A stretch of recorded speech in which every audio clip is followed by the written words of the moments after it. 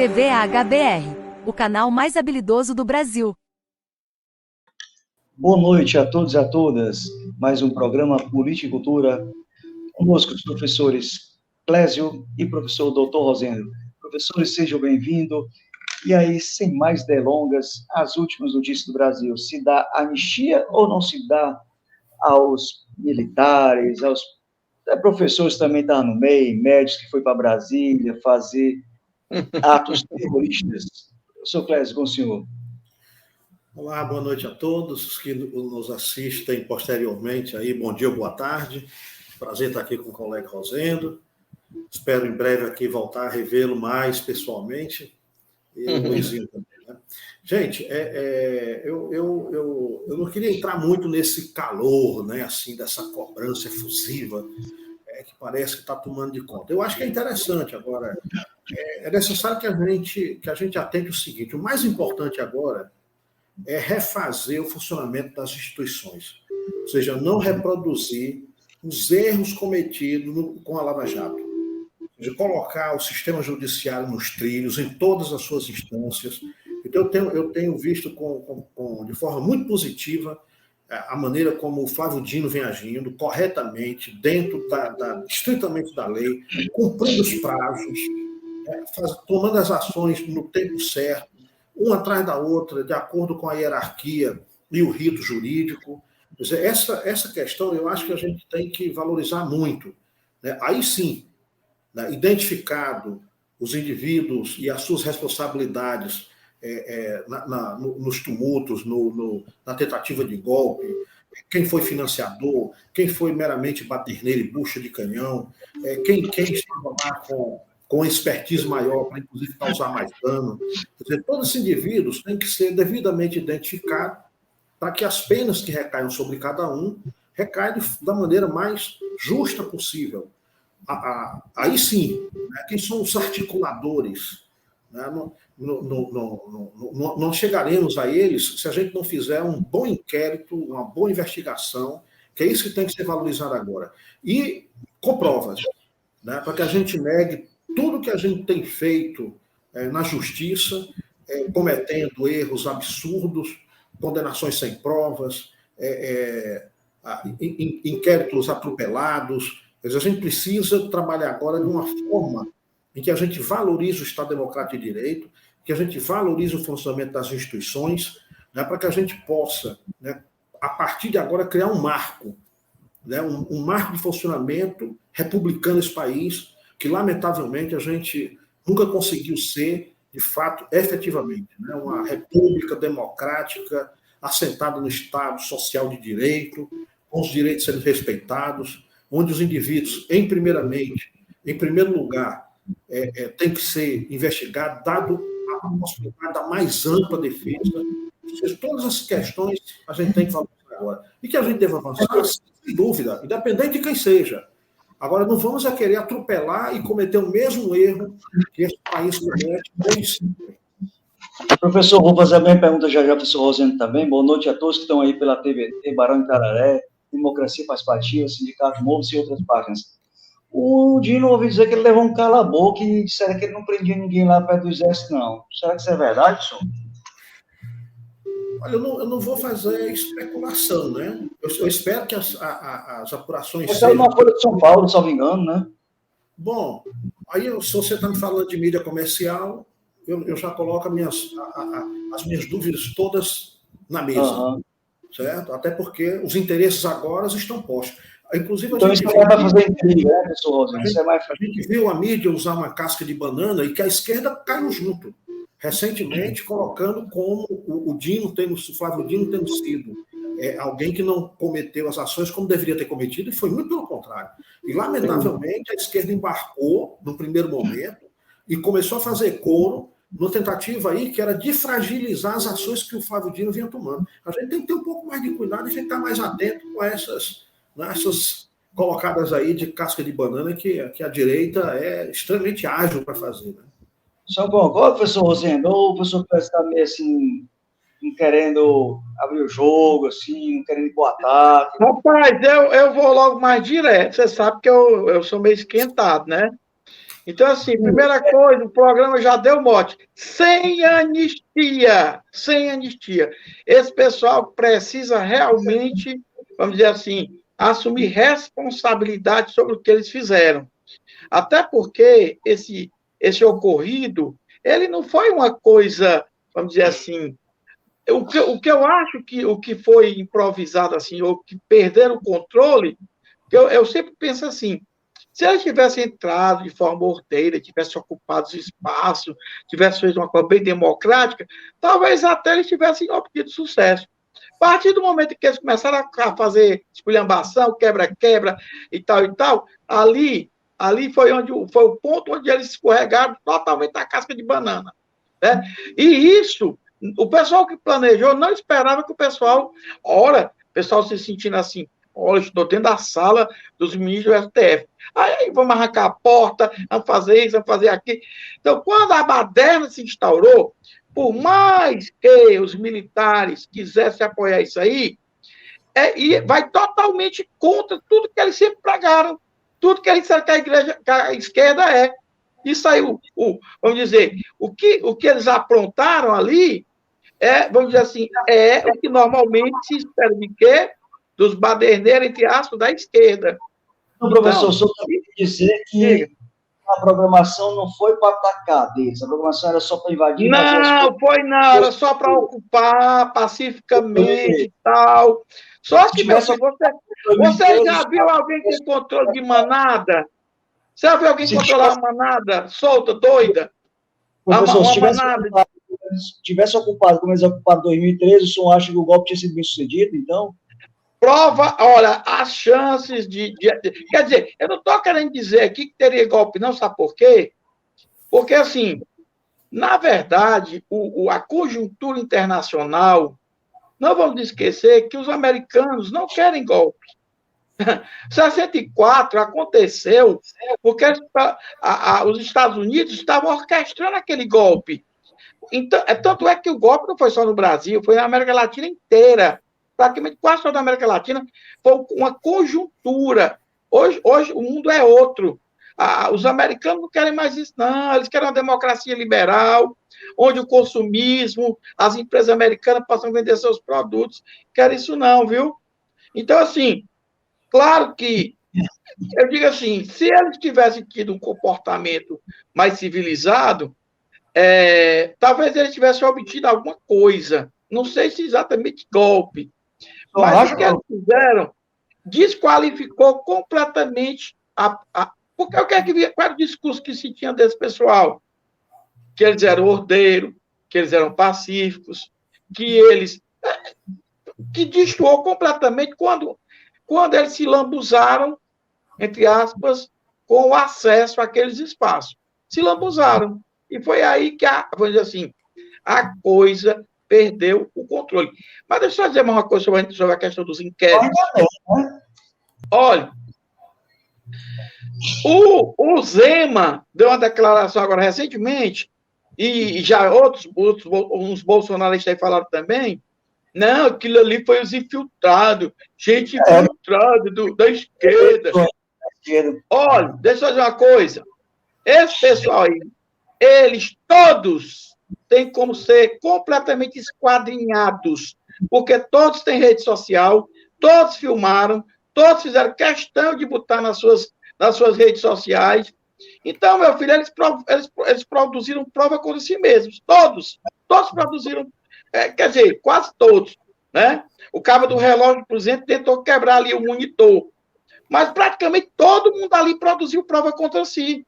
Então, não tem como você ir ver o histórico dessas pessoas e dizer, não, olha, ele era do PSOL e do PT e veio aqui se infiltrar. Conversa é essa, rapaz. Esse povo estava 2 meses comendo de graça, bebendo de graça, às custas de empresários direitistas, porque, assim, o golpe, ele serviu só para uma coisa. Ele tirou a prova dos 9, que o Brasil hoje tem uma extrema-direita. E não é uma extrema-direitazinha, vamos dizer assim, inocente, despreparada. Nós temos hoje uma extrema-direita no Brasil que está bastante, vamos dizer assim, organizada. Pronto, a palavra é essa. O senhor Clécio pode ficar à vontade quando quiser dar sua opinião, encontre a favor. Olha, eu acho que a gente deva tentar para o seguinte, né? Uma coisa é fazer política estudantil, que é hoje muito tá?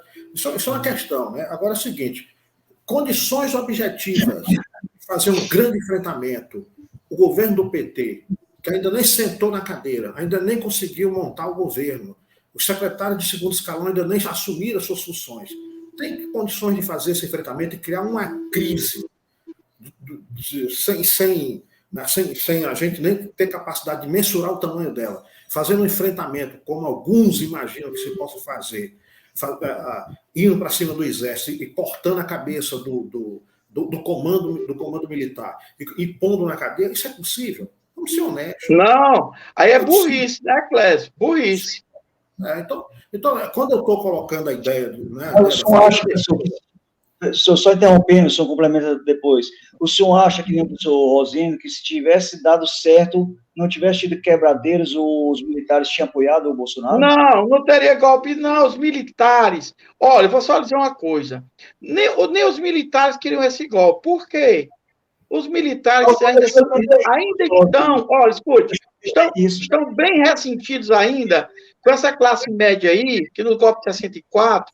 a classe média de setores, principalmente empresariais conservadores, apoiaram o regime de 64, e quando foi na hora de pagar a fatura, todo mundo tirou da reta e deixaram tudo nas costas dos militares. Mas eu entendi, foi a questão de ter dito que se não tivesse tido quebra, os militares iam apoiar e até outras partes da sociedade. Eu acho que alguma coisa, talvez eles pudessem conseguir, sei lá, alguma coisa, mas a partir do momento em que eles fizeram aquele quebra-quebra, desordem, vandalismo, arruaça, meu amigo, tanto é que quando começaram a ser presos, nós estamos sendo traídos, o exército está entregando a gente para a polícia. Vamos ouvir a opinião do professor Clécio, ele vai ao encontro ou de encontro com o senhor, professor? Então, vou pegar três grandes momentos do exército no poder. No início da República, quando, na verdade, estão representando os grandes latifundiários, exportadores de produtos in natura, lá no período do Duque de Caxias, Floriano Peixoto, etc. e tal, é aquele momento lá dos marechais. A gente tem um segundo momento em que o exército chega ao poder, quando apoiam o Getúlio Vargas e estão lá, porque é uma troca de favores em que a industrialização poderia permitir que o exército se aparelhasse, inclusive com a industrialização, com a exploração de ferro, em que poderia se equipar até com canhões e coisa do gênero. Essa era a intenção do exército quando estava junto com o Getúlio Vargas, naquele momento, e posteriormente, o último momento em que o exército esteve à frente do poder, ele, na verdade, como já fez aqui referência o Rosendo, está defendendo os interesses do capital internacional e do local associado ao internacional, dado o medo dos Estados Unidos de que acontecesse no Brasil o que aconteceu com Cuba e ocorresse uma nacionalização das empresas internacionais que já estavam aqui. Ponto. Nesse momento, quem estava com o governo Bolsonaro? Os criminosos explorando a Amazônia através de atividade ilícita mineradora, os agropecuaristas, que não são os grandes exportadores voltados para o mercado internacional, que tem peso, mas aqueles que atuam ali numa certa venda de produtos, através, inclusive, de uso de agrotóxicos, que são extremamente danosos, que no longo prazo, nem longo, médio prazo, vai prejudicar o mercado brasileiro. Esse é o empresariado que está junto. Então, não havia e não há apoio, nem local internacional de peso. O que a gente tem aqui são os pastores neopentecostais, a empresa religiosa, empresários que não cumprem com as obrigações contratuais dos seus impostos. Então, era uma insustentabilidade no poder. Se tivesse chegado, seria mais ou menos cachorro quando corre atrás do carro, que o carro bate, fica latindo para o pneu do carro, porque não sabe o que fazer, porque não tem projeto de poder.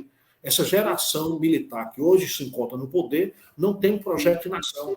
Portanto, seria incapaz, seria uma total inviabilidade. Novamente, fazendo aqui referência à fala do Rosendo, não tem apoio internacional e o apoio local, o apoio nacional é mísero, ínfimo, e frágil. Então, é uma questão... Clédio, você vê a própria burguesia brasileira, você viu gente como Tasso Gereissati e outros empresários aí apoiando o Lula, rapaz. Isso diz muita coisa.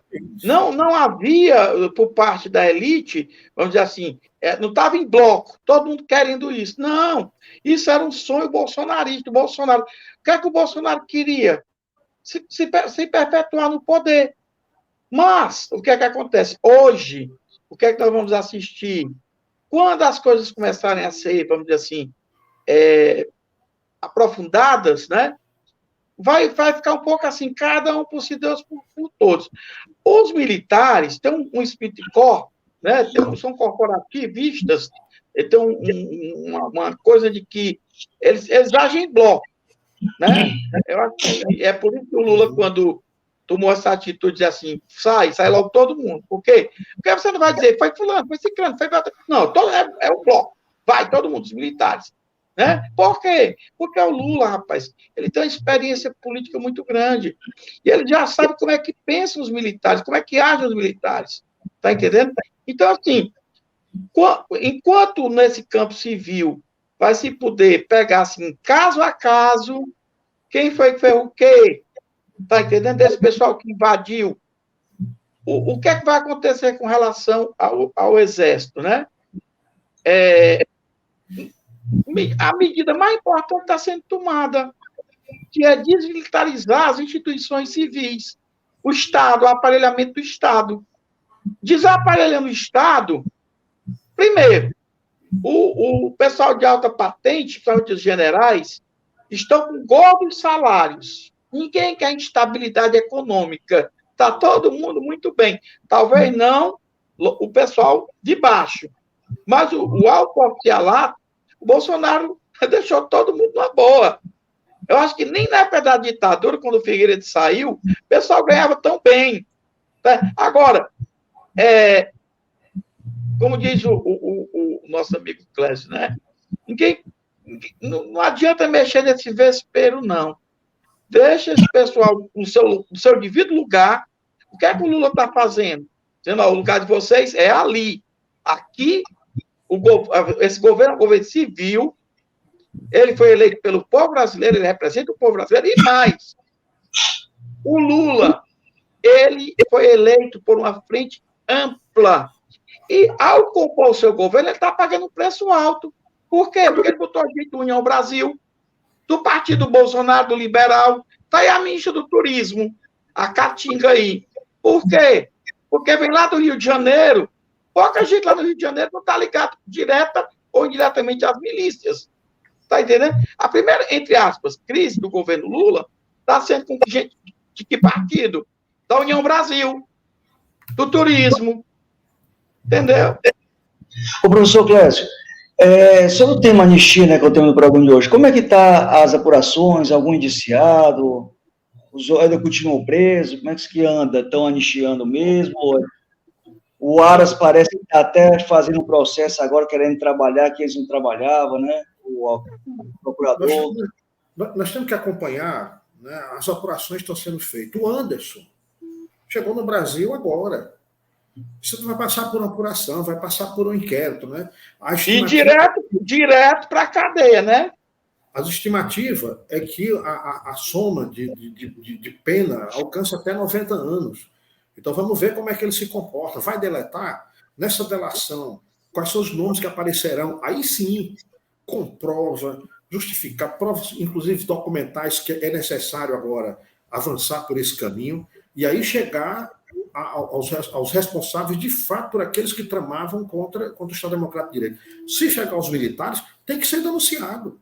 E tem que vir a ser chamados a responder isso juridicamente. Se a nossa República não der a resposta, a questão é a responsabilidade do Executivo, mas do Judiciário, que não vai se mostrar forte o suficiente para cometer o ato, que deva ir até as suas últimas consequências. Agora, cabe ao Executivo realizar os feitos que estão acontecendo, fazer as investigações, tomar as medidas concretas e aí seguir em frente. Se a crise lá na frente ela chegar nesse impasse, aí vamos ver como é que se desenrola politicamente, porque não é só uma questão jurídica, também política. A gente não pode abandonar essa disputa aí, que é uma disputa também, em última instância, política.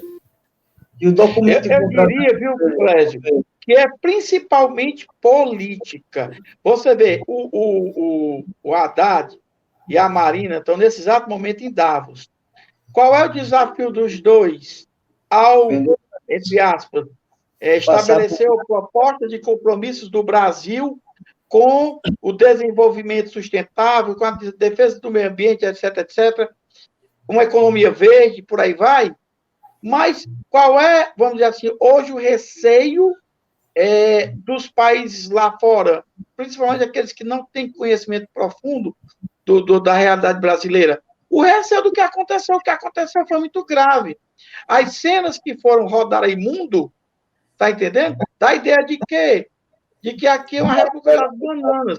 Mas tudo indica que não somos mais uma república das bananas. Eu acho que esse momento, essa transição Bolsonaro para Lula, está mostrando o quê? Que o Brasil está adquirindo maturidade democrática.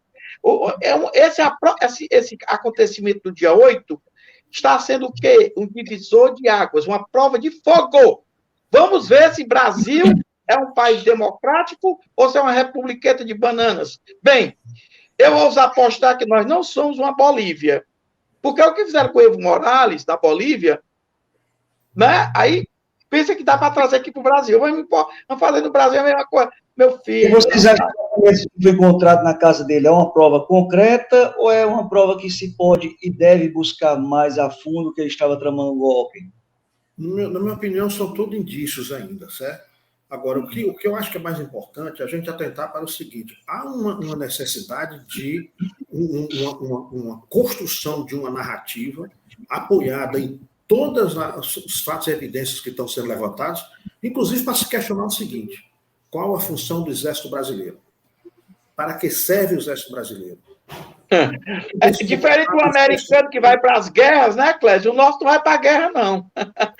O Exército Brasileiro, ele se volta para dentro. O Exército Brasileiro, ele tutela o Estado brasileiro.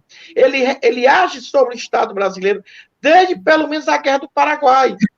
Né? Se a gente voltar lá para as guerras de independência, a gente já vê esse início. Mas depois da Guerra do Paraguai, esse controle, esse tutelamento do Estado brasileiro, por exemplo, quem foi ponta de lança da queda da monarquia? Quem foi? Marechal Deodoro, Exército. Então, você vê que a mudança de sistema de governo de uma monarquia para a república foi feita por quem? Pelo Exército. Então, quando o Partido Republicano foi criado em 1870, já se começa aí a se desenhar, a monarquia começa a cair ali. Ali começa o descenso da monarquia, que se consolida em 1889 com a proclamação da República. Mas quem realmente são os artífices desse golpe? Foi um golpe de Estado. Foram os cafeicultores do Oeste Paulista, principalmente os paulistas que queriam uma descentralização política, queriam novos ares para exportar o café, entendeu? Não queria mais um regime escravocrata, etc, etc. Deixa eu fazer o raciocínio, por gentileza. Não, eu só estou mostrando aqui, querido, como o Exército Brasileiro vem tutelando o Estado brasileiro há muito tempo. Para começar, o Estado brasileiro tem quanto tempo? 200 anos. 200 anos. Né? A primeira Constituição foi em 1804. Então, agora, no próximo ano, Luiz, vai fazer 200 anos que o Estado brasileiro nasceu. 200 anos agora, o ano que vem. Então, nós somos um Estado jovem, 200 anos. Né? E, pelo menos desde 1870, o Estado brasileiro vem sendo tutelado pelos militares, pelo Exército, principalmente pelo Exército. Bem, o que eu acho da tutela do Brasil e do mundo, né, é dos mais ricos, que ficaram mais ricos nessa pandemia, que tem dinheiro para corromper toda a classe de baixo. Professor Clésio, conclua o raciocínio, por gentileza. Olha, se a gente aproveitar esse momento para construir a narrativa em que coloque claramente qual foi o o desempenho do Exército, a função do Exército durante esse período republicano todo. Qual a participação do Exército nesses últimos eventos, a sua responsabilidade. E daí, então, a sociedade como um todo, envolvendo os três poderes, legislativo, executivo e judiciário, juntos repensem qual o papel do Exército e quais as funções que o Exército deve executar. Aí sim, né, criando aí um consenso na opinião pública, colocar e enquadrar o Exército, deixar ele no seu devido lugar, e aí há condições de apurar essa responsabilidade se a gente primeiro cria esse consenso. Porque o consenso que tem até hoje é que o Exército é o salvador da pátria. Que o Exército é um grande bastião de segurança do país, quanto nunca foi. Moral, não rouba, né? Isso precisa ser desvendado, né? Desvendado e colocado no seu devido lugar. Aí sim é um momento importante para a gente fazer isso, e a gente não pode perder esse momento histórico para reconstruir isso. De fato, colocar a verdade no seu devido lugar. O peso financeiro do Exército, isso precisa ser discutido. Os recursos que vão para o Exército, em termos salariais, chegam a ser superior à soma do que vai para a educação e saúde. Isso é um absurdo. Então, essas questões todas precisam agora, via público, serem discutidas. Né? Para que serve esse custo do Exército e com a sua contrapartida para a nação brasileira? Que seja colocado... Aí eu volto, professor, já jogar a palavra para o professor Rosendo, né? Que vai ao encontro de tudo que ele falou. O nosso Exército serve para quê? Quando se junta uma comunidade, estou em Conselheiro, Canudos, né? Tudo lá atrás, quando se junta essas pessoas que estão lá, vendo a comunidade, produzindo, dividindo e tudo, e é contra os interesses da classe alta e tudo, eles vão defendê-los, né? Então, eles estão ali defendendo os seus interesses, infelizmente, né? Então, é o momento... E Luiz, olha... Eu concordo com o professor Rosendo está dizendo, que você está se metendo para o lado deles, e antes de você passar a palavra para o senhor, professor Rosendo, só quero dizer a todos que estão nos assistindo, que amanhã, às 9 horas, nós temos um programa Política e Cultura comigo e o Edivaldo Gouveia, né, que está fazendo parte agora, e o entrevistado vai ser o José Genuíno, ex-deputado federal, ex-presidente do PT, né? Amanhã, às 9 horas da noite, a gente vai debater os primeiros dias, ou os 18 primeiros dias do governo Lula. Professor Rosendo, pode falar a palavra. E eu diria assim, né, bicho? Cada dia é uma emoção, né? Esse governo Lula começou, vamos dizer assim, meu amigo, para quem gosta de breaking news, é direto aqui na televisão. Mal começou o governo, já foi muitas break news, mas aquela cena do Lula com os 27 governadores e os outros poderes da República, etc., mostra, pelo menos, dá indício de que há uma grande chance, né, do Lula iniciar esse governo de forma bem fortalecida, né? Eu acredito que não só o executivo se sentiu ameaçado, porque, de fato, os outros poderes, eu diria que o judiciário, não tem assim, 7 odiados, né, aquele filme, os mais odiados ali eram o Supremo, até porque o Congresso são 503 deputados, o pessoal não conhece nem, só conhece a minoria. Mas o Supremo é aquela meia dúzia de gato pingado. Então, o ódio, né, a destruição foi muito grande aonde? Do Supremo. Por quê? Porque a vontade que se tinha ali era de trucidar, entre aspas, porque, na verdade, essas pessoas fizeram isso com coisas, mas bem que gostariam de ter feito com pessoas. O triste, né, o trágico disso é que eles, entre aspas, né, jogaram todo o seu ódio, porque todo esse ódio que estava acumulado aí, e aí a culpa do seu Bolsonaro, do ex-presidente, está justamente no fato que ele passou 4 anos destilando este ódio, cultivando este ódio. Esse pessoal, os bolsonaristas raiz, são pessoas odientas. Por quê? Porque eles foram alimentados durante 4 anos. Porque não vamos esquecer, Clésio, que o Bolsonaro mal colocou, né, a bunda na cadeira de presidente, ele já começou a fazer campanha. Bom, o sonho do Bolsonaro do consumo era o quê? Reeleição. Interessante que essa minuta aí, que é contra o TSE, né, Tribunal Superior Eleitoral, mas veja bem, o Bolsonaro aprontou todas no período eleitoral, fez todas as coisas erradas e até ilegais né, para se eleger, né, gastou o que tinha, o que não tinha, fez medidas que, se fosse qualquer governo de esquerda ou de centro-esquerda, não teria sido permitido. Mas, eu digo aqui, o TSE foi conivente com muita coisa que o Bolsonaro fez. E mesmo assim, o Bolsonaro, fazendo tudo isso, não conseguiu vencer as eleições. Esse foi o grande desespero dele e de todos, porque não é pouca gente, não. Não vamos esquecer que o Bolsonaro teve 58 milhões de votos. Então, claro que nem todo mundo é bolsonarista raiz. Mas essa minoria é ruidosa, barulhenta e odiosa, odienta.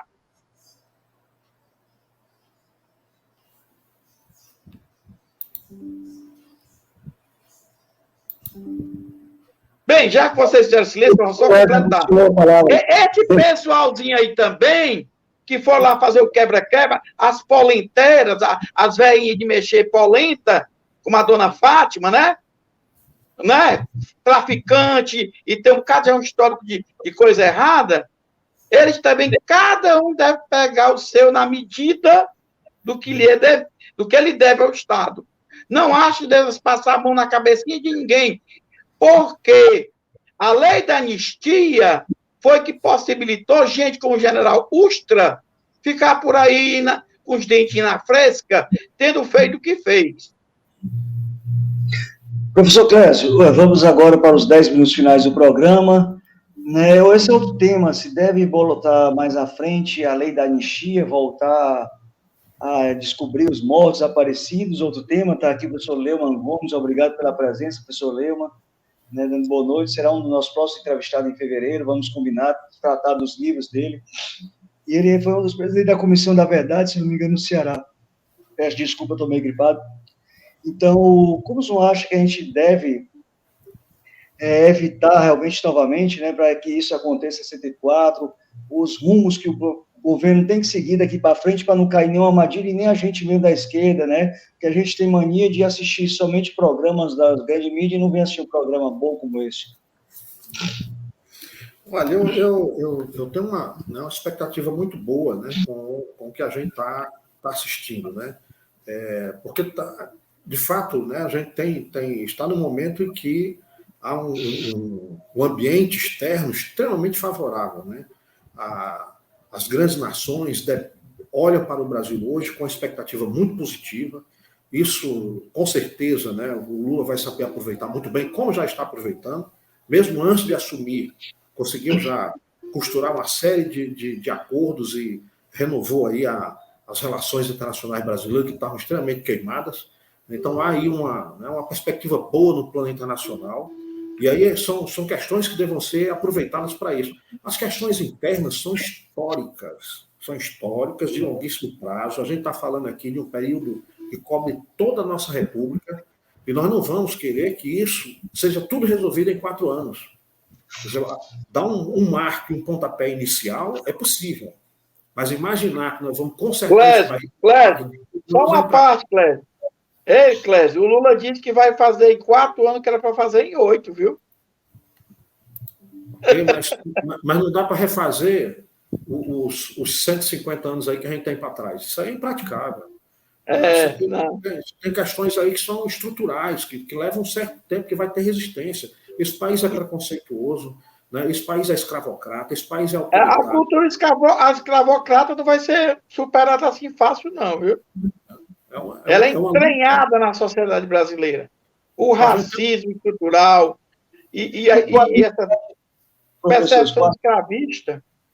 Com a mídia que a gente tem, não dá para isso ser superado, né? Eles favorecem esse tipo de coisa, né? De até, sei lá, de briga, de ódio, de intrigas, né? Eles favorecem isso, então não tem como a gente tratar do sistema realmente que a gente precisa tratar, né? Que é homofobia, que é escravidão, que é todos os sistemas também de trabalho. Misoginia, né? Continuar aí a matança de mulheres todo dia. Então, a gente precisa de uma boa mídia, de bons debates, para poder realmente ter consciência dos fatos. As pessoas não sabem em que país estão vivendo, né? Imagina como o professor Clécio falou, e o senhor estava falando que estão lá fora querendo cobrir a imagem do Brasil. Qual a imagem que vai para o Brasil? Quem que passa essa imagem? Sou eu, você, é a família dos milicianos ou é a grande mídia, né? Então, conhecer realmente o Brasil, né? Se explicar é difícil, imagina conhecer, né? Mas a gente vai chegar aqui ao momento final do programa de hoje. Professor Clésio, é uma mentira evidente. Olha, o governador de Minas, o Zena, né, fez a afirmação de que o governo Lula sabia antes dos fatos acontecerem e insinua que não tomou as medidas que deveriam ter tomado. Uma grande mentira não é o fato de que o governo sabia, porque todo mundo sabia. Até nós sabíamos que a probabilidade daquilo acontecer era evidente. Agora, o setor de comunicação do governo atual precisa ir para cima e deixar claro, né, que se o Zena, como governador, não sabe que a responsabilidade pelo policiamento é do governador, é bom ele entregar o cargo. Isso tem que ser chamado para conversa, porque lá em Brasília tinha um governador que era responsável. Então, a medida que foi tomada foi, primeiro, afastar o governador e criar um interventor. Agora sim. Então, a resposta deveria ter sido dada imediatamente, chamado o Zena para conversa e dito para ele, olha, a gente também pode, se você se sente incapaz de ser o comandante da Polícia Militar local, a gente pode fazer o comando aí. Agora, é responsabilidade sua. Se você não tem responsabilidade sobre isso, aí sim é responsabilidade nossa. É preciso enfrentamento para evitar que essas mentiras deslavadas que sempre foram cometidas, e depois vem sempre com aquele meu termo, né? Eu estou fazendo uma suposição. Pois então eu estou fazendo uma suposição que o governador é hipócrita. É só uma suposição. Professor Rosendo, contigo, uma ameaça. Rapaz, a ameaça é de o Bolsonaro ser extraditado, o que eu juro para vocês dois aí, eu gostaria muito que a Giorgia Meloni acolhesse o Bolsonaro lá pela Itália e ele fosse para lá e nunca mais saísse de lá, morresse por lá, sabe? Prisão territorial. Porque se ele for para lá mesmo, ele não vai poder sair de lá para canto nenhum. Pode nem a Mônaco. Se ele for para Mônaco, ele é extraditado para cá. Porque nós vamos chegar nesse nível. Bolsonaro vai ser cobrado, né? Porque não tem como eximir o Bolsonaro de tudo que vem desse processo. Tudo que aconteceu no dia 8 é o ápice, vamos dizer assim, é o clímax do que ele queria, né? E quando ele mandou várias vezes, fiquem aí, façam a parte de vocês, que vamos fazer a nossa. Eles fizeram a parte deles. Não pense que não fizeram, não. Esses empresários, esse pessoal que manteve financeiramente alimentação, etc., infraestrutura, banheiro químico, blá, blá, blá, blá, isso tudo tem custo, meu povo. Foi de graça, não é de graça, não. O povo passou 2 meses aí no meio acampado por aí. Então, Bolsonaro, eu não sei o nível de, vamos dizer assim, de comprovação, de implicação, se vamos conseguir comprovar até onde ele está implicado nesse movimento que culminou com o 8 de janeiro, né? Obrigado. Todas as evidências apontam nesse sentido. O que vai se levantar de prova ou não é que vai definir, né? Já se fala bastante da extradição do Bolsonaro. Os próprios deputados americanos já estão querendo enxotar ele de lá. Então, assim, eu acho que ele vindo para o Brasil vai gerar muito mais tumulto do que se ele se exilar lá pela Itália.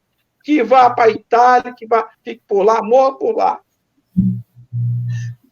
Obrigado, professor Rosendo, obrigado, professor Clésio, obrigado a todos e a todas que assistiram, né, nos sites compartilhados, ao Eric, ao Leumann, né, tivemos por aqui o Adriano também participou, né, voltem sempre, amanhã a gente está aqui com o José Genuíno, às 9h da noite, um bate-papo sobre os primeiros dias do governo Lula.